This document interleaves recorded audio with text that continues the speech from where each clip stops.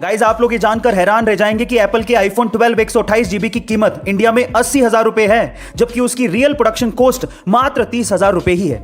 मजे की बात यह है कि यही फोन यूएस में 58,000 रुपयों में बिक रहा है। पर सवाल यह है कि 30,000 रुपए की प्रोडक्शन कॉस्ट वाला फोन आखिर इंडिया में 80,000 रुपए का यानी कि इतना महंगा क्यों बिकता है, चलिए जानते हैं। सबसे पहली बात तो यह है कि एप्पल खुद अपने प्रोडक्ट्स पे 50% तक की प्रॉफिट मार्जिन रखता है, यानी कि अगर किसी आईफोन की कीमत यूएस में 60,000 रुपए होगी तो 30,000 रुपए उसकी कॉस्ट होगी और 30,000 रुपए एप्पल का प्रॉफिट मार्जिन होगा।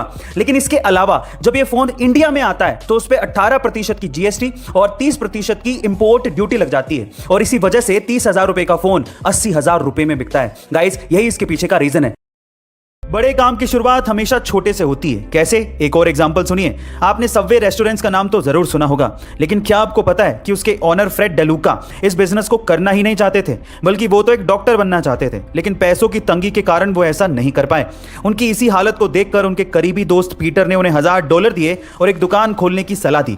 उस दुकान में उन्होंने सैंडविच बेचना शुरू किया। फिर एक दुकान से धीरे धीरे उन्होंने एक रेस्टोरेंट खोला, फिर एक रेस्टोरेंट से हजारों रेस्टोरेंट खड़े कर दिए और आज पूरी दुनिया में 40,000 से ज्यादा सबवे के रेस्टोरेंट्स हैं और अकेले भारत में 500 से ज्यादा रेस्टोरेंट्स हैं।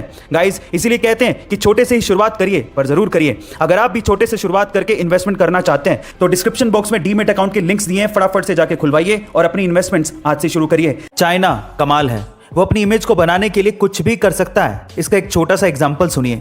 बीजिंग ओलंपिक के दौरान ओपनिंग सेरेमनी में एक 9 साल की लड़की ने पेट्रियोटिक गाना गाया था। बाद में पता लगा कि वो लड़की सिर्फ होठ हिला रही थी, यानी कि लिप सिंक कर रही थी, और गाना तो किसी और ही लड़की ने गाया था। जिस लड़की ने सच में ये गाना गाया था उस 7 साल की लड़की को बैक स्टेज ही रखा गया था, और रीजन जान के आप लोग हैरान रह जाएंगे। उस लड़की को सिर्फ इसलिए बैक स्टेज रख के गाना गवाया गया था क्योंकि वो लड़की अच्छी नहीं दिखती थी, जिससे चाइना की इंटरनेशनली इमेज खराब हो सकती थी। अजीब है ना, पर यही चाइना है। साल 2011 के केबीसी में 5 करोड़ रुपए जीतने वाले सुशील कुमार आपको जरूर याद होंगे। आज वो अपनी लाइफ में स्ट्रगल कर रहे हैं और गाय का दूध बेचकर अपना गुजारा कर रहे हैं। पर सवाल ये उठता है कि 5 करोड़ रुपए जीतने वाले सुशील कुमार की आखिर ये हालत हुई कैसे? चलिए मैं आपको बताता हूं। उसका सबसे पहला रीजन है कि उन्होंने 5 करोड़ रुपए जीतने के बाद कुछ ऐसे बिजनेसेस में इन्वेस्ट किया जिनकी उन्हें समझ थी ही नहीं और उन्होंने अपना सारा पैसा गवा दिया। दूसरा, वो हर महीने 50,000 रुपए के करीब डोनेट करते थे, लेकिन बहुत से लोगों ने उनकी इस चीज का फायदा उठाया और उनके साथ पैसों की चीटिंग करी। और तीसरा, उनके नए नए पैसों की वजह से बने दोस्तों ने उन्हें बुरी आदतों में ढकेल दिया और इस वजह से उनकी यह हालत हुई। इसलिए कहते हैं कि पैसा कमाने से ज्यादा पैसा संभालने में दिमाग लगता है। गाइस आपको इंफॉर्मेशन कैसी लगी कमेंट सेक्शन में जरूर लिखिएगा और ऐसे अमेजिंग वीडियोस के लिए शेयर, सब्सक्राइब एंड लाइक। मिलते हैं अगली वीडियो में।